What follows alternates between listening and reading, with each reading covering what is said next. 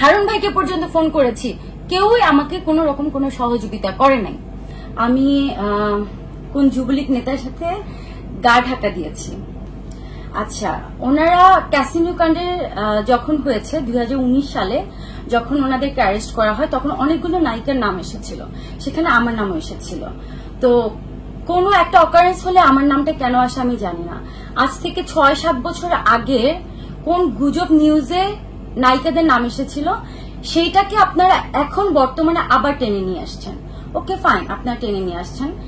সেখানে বলা হয়েছে আমি তাদের সফর সঙ্গী হয়েছি। আচ্ছা, আমার জানা মতে তারা গত 4-5 বছর ধরে তারা জেলে, আর তাদের কোনো আমেরিকার ভিসাই নাই।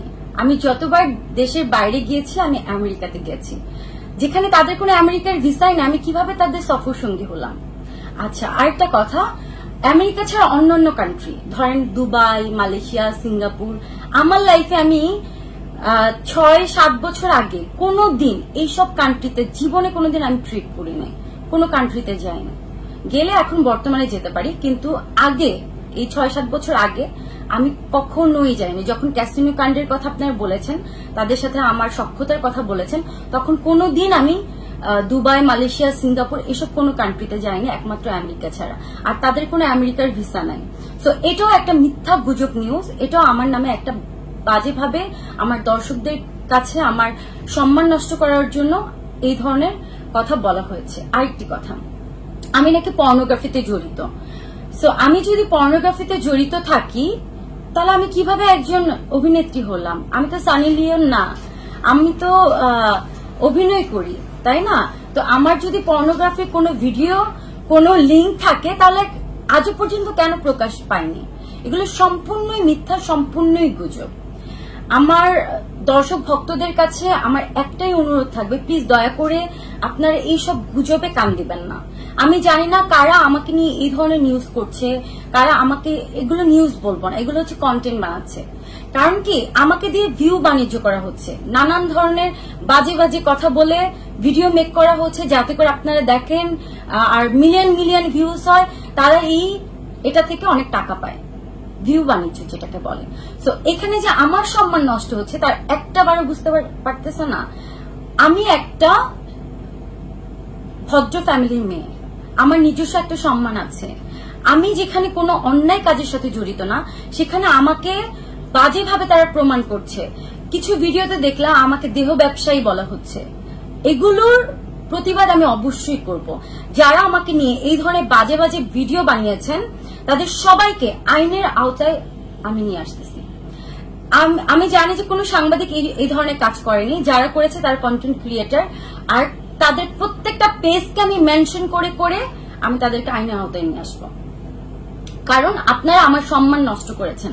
আমি এতদিন চুপ করেছিলাম, কারণ আমি ভেবেছি দেশ চেঞ্জ হয়েছে, দেশ পরিবর্তন হয়েছে, হয়তোবা এখন অনেকে অনেক কিছু বলছে, 2 দিন পরে ঠিক হয়ে যাবে। আমি যত চুপ আছি, তত আমি দেখছি আমাকে নিয়ে আরো আরো বাজে বাজে ভাবে প্রেজেন্ট করছেন। একটা ভিডিও আপনারা 10টা পেজে আপনারা কপি করে করে সেম জিনিসটাকে আপনারা কপি করে করে আপনারা পোস্ট করছেন। আর আমি দেখলাম কিছু কিছু পেজে, যেই পেজে জীবনেও 100 ভিউ হয় নাই, 50,000 ভিউ হয় নাই, সেই পেজে আমার এই বাজে ভিডিও আপনারা মেক করে বানিয়ে 3 মিলিয়ন, 4 মিলিয়ন, 5 মিলিয়ন করে আপনার ভিউ কামাচ্ছেন। কিন্তু আপনারা কি একটাবারে বুঝতেছেন আমার সম্মানটা কোথায় রইল? আমি কতটা ছোট হলাম আমার পরিবারের কাছে? আচ্ছা, ওকে ফাইন। আমি জানি না আপনারা কেন এই কাজটা করেছেন, আমি খুবই কষ্ট পেয়েছি। কিন্তু আমার দর্শক ভক্তরা, তারা তো আমাকে অবিশ্বাস করছে, তারা তো আমাকে ভুল বুঝছে, তারা তো আমাকে পার্সোনালি চিনে না। কিন্তু আমি যে এগুলোর সাথে জড়িত না, আমি যে এগুলো কোনো কিছুই জানি না, আপনারা যে এই কোনো কিছু গুজব হলে আমার নামটা নিয়ে আসেন, এই গুজবের সাথে মিলিয়ে আপনি এক একটা ভিডিও বানিয়ে প্রকাশ করছেন, আপনি কি একটা বারও বুঝতে পারতেছেন আমি কতটা ছোট হচ্ছি আমার পরিবারের কাছে, সমাজের কাছে, আমার ভক্তদের কাছে? এটা খুবই দুঃখজনক। আমাকে আমার ভক্তরা আমাকে ভিডিও পাঠাচ্ছে, আমার পরিবারের লোকজন আমাকে লিঙ্ক দিচ্ছে, বলতেছে দেখো তোমাকে কি বাজে বাজে কথা বলতেছে। আমি বললাম যে দেশের অবস্থা খারাপ, আম্মু থাক, কয়েকদিন পর ঠিক হয়ে যাবে। কিন্তু না, কোনো কিছু ঠিক হচ্ছে না। এখন দেশে আইন আছে, দেশ যেহেতু পরিবর্তন হয়েছে, দেশে আইন আছে, অবশ্যই আমি আইনের আশ্রয় নিব। আইনের প্রতি আমি শ্রদ্ধাশীল, আমি অবশ্যই আইনকে বিশ্বাস করি। আমি জানি এখন দেশ পরিবর্তন হয়েছে, দেশে আইন এখন অনেক স্ট্রং। আমি অবশ্যই আইনের আশ্রয় নিব। আমি যারা আমাকে নিয়ে এই ধরনের সম্মানহানি কাজ করেছেন, আমি অবশ্যই তাদেরকে